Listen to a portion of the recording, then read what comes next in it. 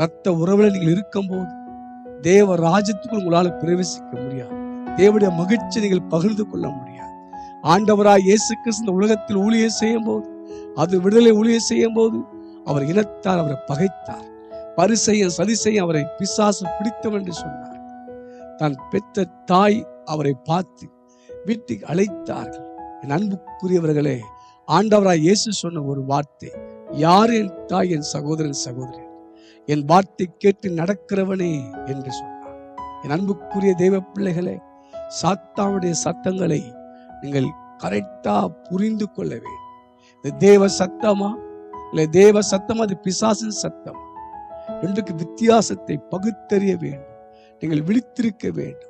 உங்கள் செவிகள் தெளிவாக இது தேவ சத்தமா தோனியா என்று உணர்ந்தால்தான் ஜெயிக்க முடியும். வார்த்தைக்கு ஜீவன் இருக்கிறது, வார்த்தைக்கு உயிர்மூச்சு இருக்கிறது.